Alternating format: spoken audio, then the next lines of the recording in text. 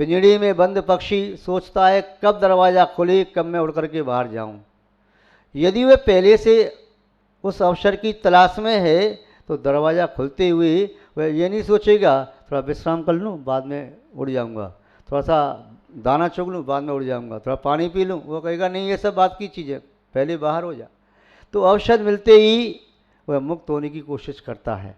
महानुभाव आचार्य महोदय इन सभी बातों से यही समझाना चाह रहे हैं कि हे भव्य जीव, आज तू मनुष्य बन गया है।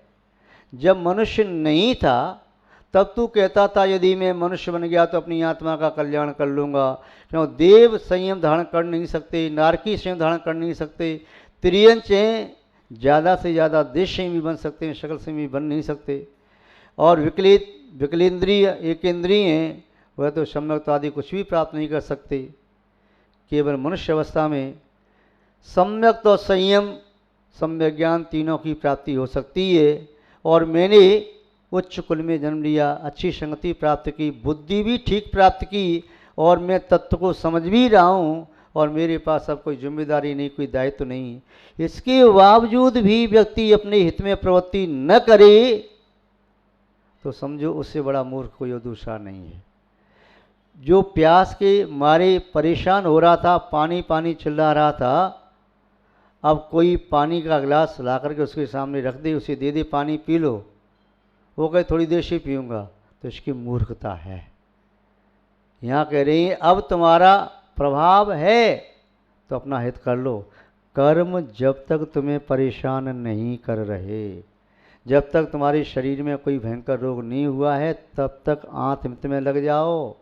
नहीं तो कोई शरीर में कर्म का उदय आ गया, रोग का उदय आ गया तो कहोगे महाराज अब मैं क्या करूं, अब तो मेरे शरीर में रोग लग गया, हित करना चाहता हूं किंतु अब कैसे करूं। कहीं शरीर क्षत विक्षत हो गया तो फिर कहोगे अब तो मैं मुनि ही नहीं बन सकता। जब तक बन सकती हो तो बन जाओ, जब तक अनुकूलता है तो वृत्ति भी बन सकती हो, प्रतिकूलता आ गई कदाचित तो कुछ भरोसा नहीं है किस समय कौन से कर्म का उदय आ जाए।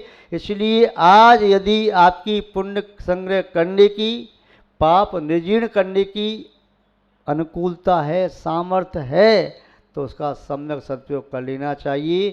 क्योंकि संसार में देखा जाता है जब जिसका प्रभाव होता है तो अपने प्रभाव को वह फैलाता है, प्रसारित करता है और अपना प्रयोजन सिद्ध करने की कोशिश करता है। ऐसा कार्य जो करता है वही बुद्धिमान है, ऐसा नहीं करता है उसमें अप्रज्ञ है।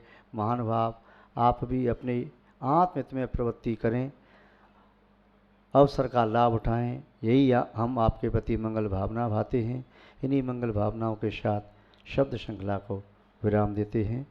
जय बोलिए श्री शांतनाथ भगवान की, परम पूज्य आचार्य गुरुदेव श्री विद्यानंद जी महाराज की, अहिंसा में विश्व धर्म की, जैनम जयतु शासनम विश्व कल्याण कारकम।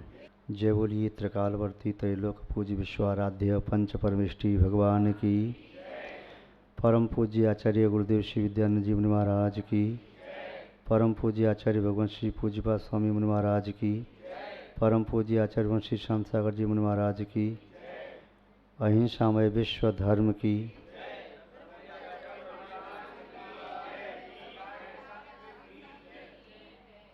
जैनम जयतु शासनम विश्व कल्याण कारकम।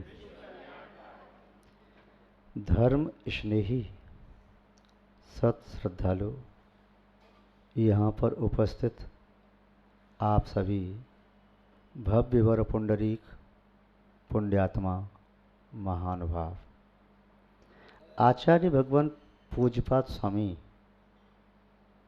अपर नाम देवनंदी जिनेन्द्र बुद्धि इष्टोपदेश ग्रंथ के माध्यम से हमें अपने इष्ट प्रयोजन को सिद्ध करने का उपाय बता रहे हैं। ऐसा उपदेश है जिससे हमें ईश्वत्व की अवस्था प्राप्त हो सके, जिसके माध्यम से हम इष्ट पदार्थ को, इष्ट पर्याय को, इष्ट दशा को प्राप्त कर सकें। इस इष्टोपदेश ग्रंथ में इतने सरल और सुगम शब्दों के माध्यम से आचार्य महोदय ने संसार शरीर और भोगों का स्वरूप, आत्मा का स्वरूप, संसार परिभ्रमण का कारण, संसार से मुक्ति का उपाय, सुख और दुख को प्राप्त करने का हेतु, स्वभाव में जाने की कला, विभाव में परिणमन करने के मुख्य कारण इत्यादि के संबंध में जो व्याख्याएं की हैं अपने आप में अनुपमेय हैं। यहाँ पर आचार्य महोदय श्लोक नंबर 32 के माध्यम से समझाना चाहते हैं कि प्रज्ञ पुरुष कौन है और अप्रज्ञ कौन है, बुद्धिमान कौन है और बुद्धू कौन है, ज्ञानी पुरुष कौन है और अज्ञानी कौन है, विवेकी कौन है और मूर्ख कौन है, संसार में चतुर और सयाना कौन है और अंध कौन है। तो यहाँ कह रहे हैं अंध वह है जो अपना प्रयोजन सिद्ध न करके पर के लिए कार्य करने में रत है। पर के लिए कार्य करने से स्व के कार्य की सिद्धि न होगी। स्वयं के कार्य की सिद्धि के लिए अंतरंग में स्वयं में पुरुषार्थ करना पड़ेगा।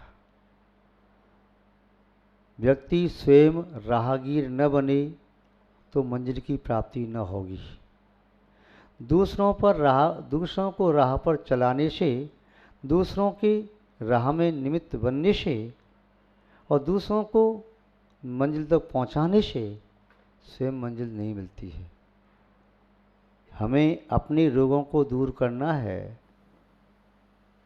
तो औषधि का सेवन भी हमें ही करना पड़ेगा। दूसरे को औषधि सेवन की प्रेरणा देना बड़ा सरल होता है, किंतु स्वयं औषधि सेवन करना बड़ा कठिन होता है। व्यवहार धर्म को चलाने के लिए व्यक्ति परोपकार करता है। व्यवहार धर्म में व्यक्ति आत्मवत् सर्वभूतेषु अपनी आत्मा के समान सब प्राणियों को मानता है और वह सोचता है कि इनका कल्याण हो, किंतु व्यवहार भी इस बात को तो कहता ही है, अपना अकल्याण करके दूसरों को कल्याण के मार्ग पर प्रेरित करना, बढ़ाना, यह बुद्धिमानी नहीं है। अपन कल्याण के मार्ग से पतित न होते हुए दूसरों को कल्याण के मार्ग पर बढ़ाना अच्छा है।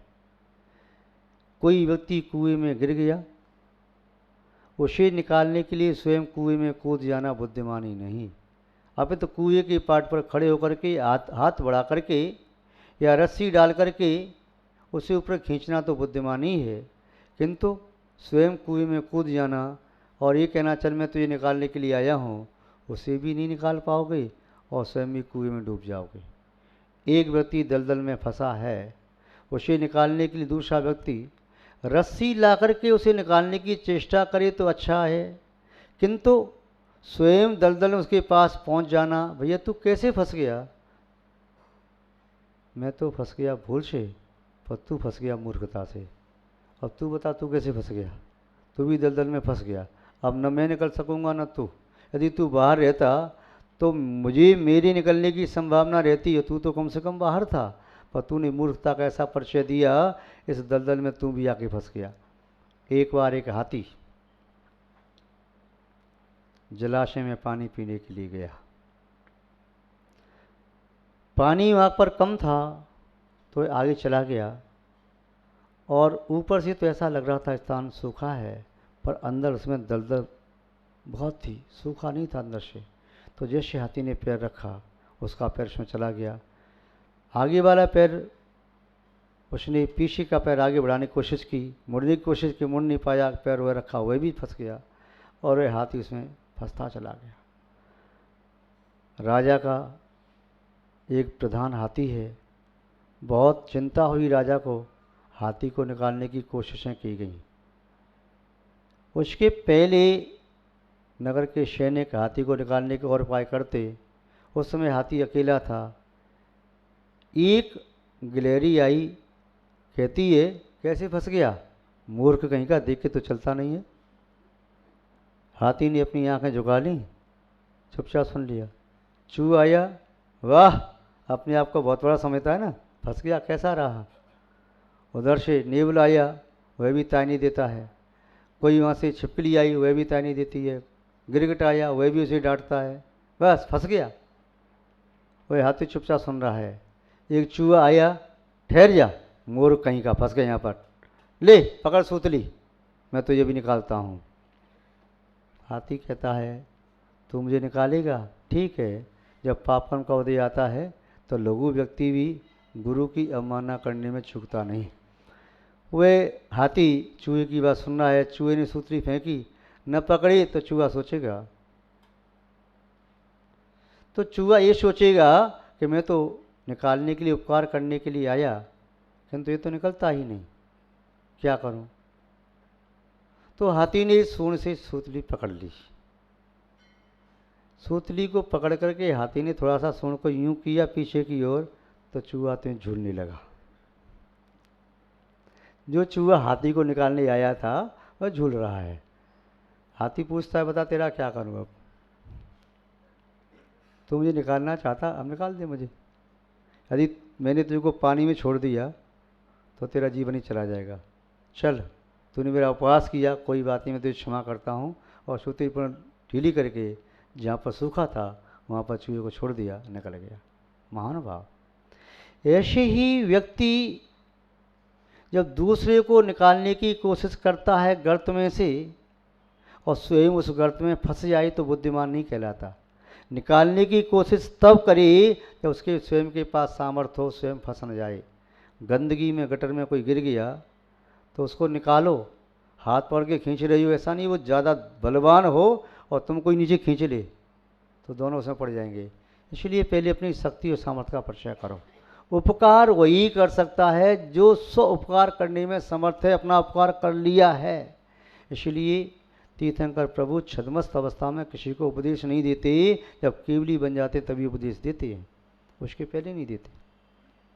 महानुभाव, उस हाथी को निकालने के लिए राजा ने वृद्ध मंत्री से पूछा कैसे निकाला जा सकता है हाथी। वृद्ध मंत्री ने कहा ये हाथी अपनी ही शक्ति को जागृत करे तो निकल सकता है, बाहर की शक्ति से निकालना बड़ा कठिन है। अपनी शक्ति जागृत कैसे कर सकता है, उपाय है।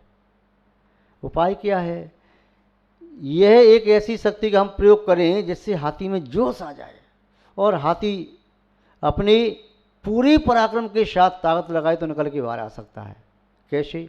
वृद्ध मंत्री ने कहा सेना तैयार करो और घोषणा करो कि शत्रु राजा ने युद्ध करने के लिए घोषणा की है, हमारे राज्य को घेर लिया है, अन्याय कर रहा है, लूटपाट कर रहा है और हम युद्ध करेंगे। जैसे युद्ध के बाजे बजे और हाथी छलांग मार करके बाहर निकल के आ गया। ऐसे ही हमें यदि संसार में से किसी प्राणी को निकालना है तो उसकी शक्ति को जागृत करना पड़ेगा। रे भव्य जीव, तू संसार में क्यों पड़ा है, तू तो इससे पार होकर के मोक्ष जा सकता है, तीर्थंकर बन सकता है। शेर की पर्याय में जब था भगवान महावीर स्वामी का जीव, दो मुनिराजों ने संबोधन दिया तो शेर की आंखों से आंसू बहने लगे।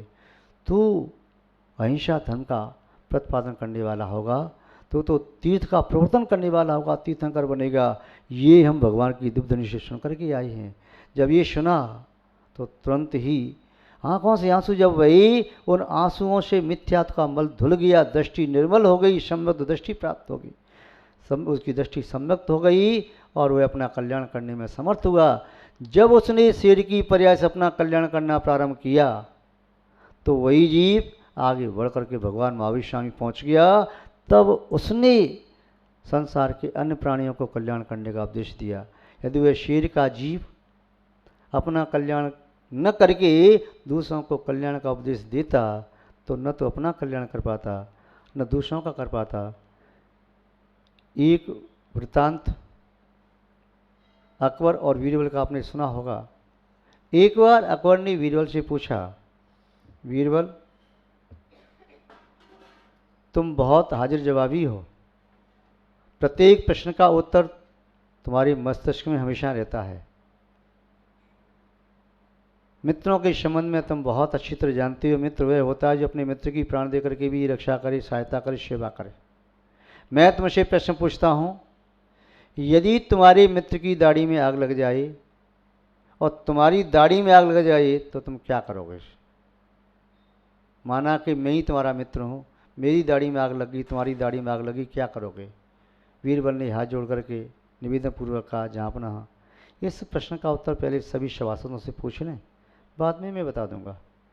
ठीक है, सबसे पूछा, सबने एक स्वर में उत्तर दिया, हम चाहे अपने प्राण दे देंगे किंतु मित्र की प्राण जान बचाएंगे और हम पहले आपकी दाढ़ी की आग बुझाएंगे।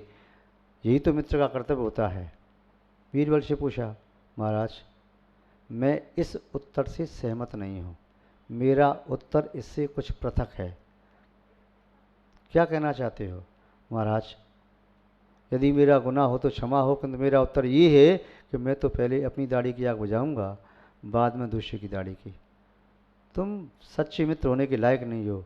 महाराज ये आपका दृष्टिकोण है, किंतु मेरा दृष्टिकोण ये है, यदि मैं अपनी दाढ़ी की आग बुझा लूँगा तो मेरा हाथ आपकी दाढ़ी तक पहुँच पाएगा, मैं ही जल करके खाक हो जाऊँगा। अपने आप को ही नहीं बचा पाया तो दूसरे को क्या बचा पाऊँगा?